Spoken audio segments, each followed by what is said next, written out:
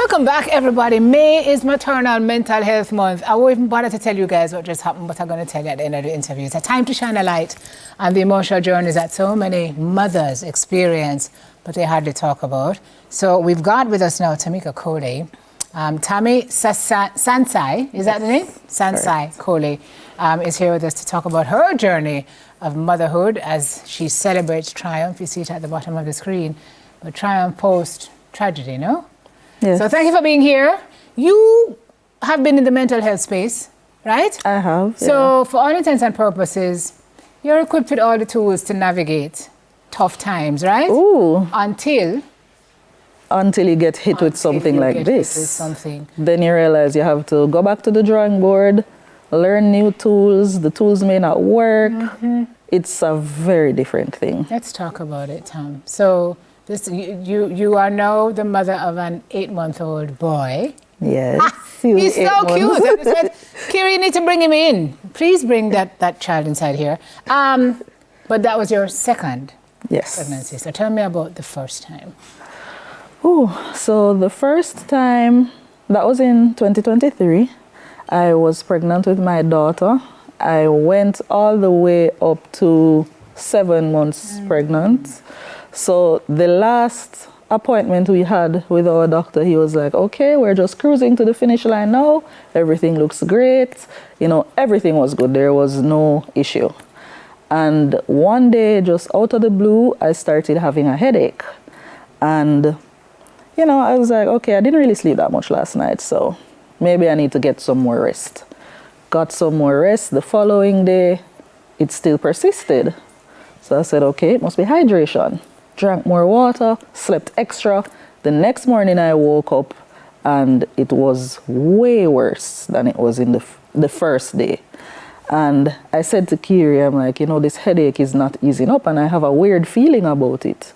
So he said, kind of explain some more. Let me call the doctor for you. While I'm speaking to him, my vision just went. Stop it. I couldn't see. I'm speaking, he's right here and I couldn't see him at all. And I was like, I can't see you. He's like, what do you mean? I'm like, I don't see anything right now. So he's waving. He's like, you can't see anything? I'm like, no, nothing. He's like, just like that? I'm like, just like that. So we called the doctor and he's like, bring her to the hospital immediately. So went to the hospital. We're praying all the way there because we're like, this is very strange. You know, everything is fine. And he's just like, Tammy, everything is fine. The doctor said everything is fine. It may just be, you know, something, you know, pregnancy can be weird. So I'm like, all right, cool, let me try and just calm myself, deep breaths. So we're hoping for the best at this point because everything looks good. We get there, they're checking me and they're like, no, we can't admit you, we don't have the time. So I'm like, what is going on? The doctors are running around and they're shouting to each other. I'm like, this doesn't seem good. Can somebody tell me what's happening, please? They're like, ma'am, we don't have the time. We can explain everything to you. We're going to tell your husband, but right now, we need to save your life. You have 15 minutes. I'm like, what do you mean? To save your life. To save my life. The baby's life. Yeah. So that was my next question. I said, okay, how is the baby? They're like, we're checking the baby right now. They check, they're like, baby is good. Everything is fine. Here's the issue. We just need to get the baby out. What was happening in your body? So they told me that I had preeclampsia, but also with HELLP syndrome.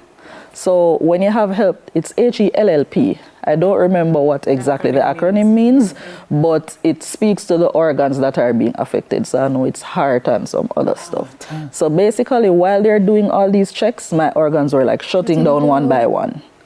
By the time they explained that to me, I had to go straight into surgery. The baby was born and she was fine. She even cried.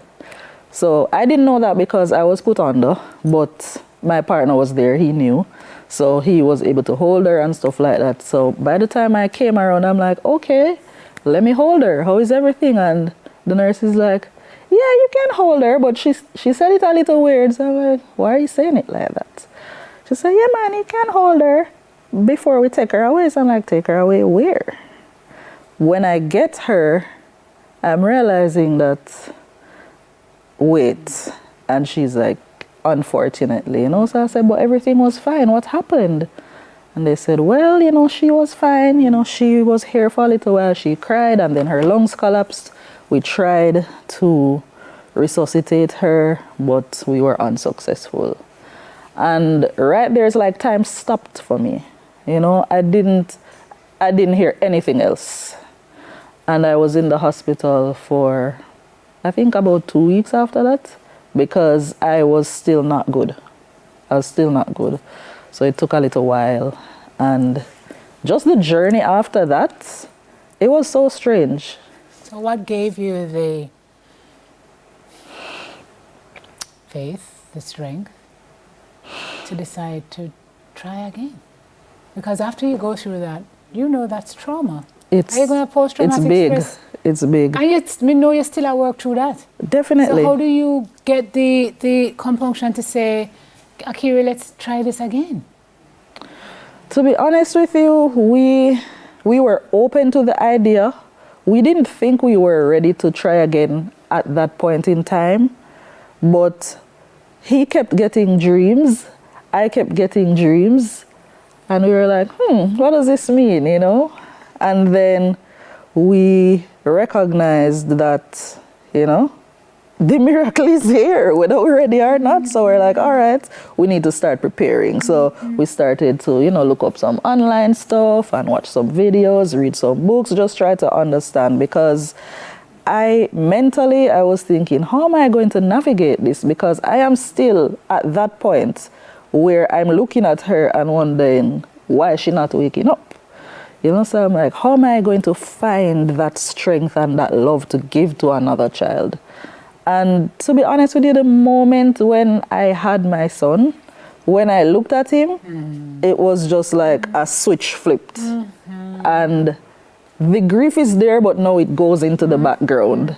And I just felt so happy. I was like, oh my God, you made it. Like, you're here. Fingers 10 You're here. Everything is fine, you know. And when he cried, it was so loud. I was just like, yeah, man, him lungs good.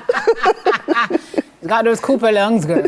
You know what that is. And so what has the journey been like these last 8 months for you? It has been interesting. It has been interesting. It's a strange journey to walk with the joy in one hand and the grief in the other. Because even as I celebrate 8 months for him, on the 19th, I celebrate 8 months for him, I keep thinking, you know, Sunday was Mother's Day.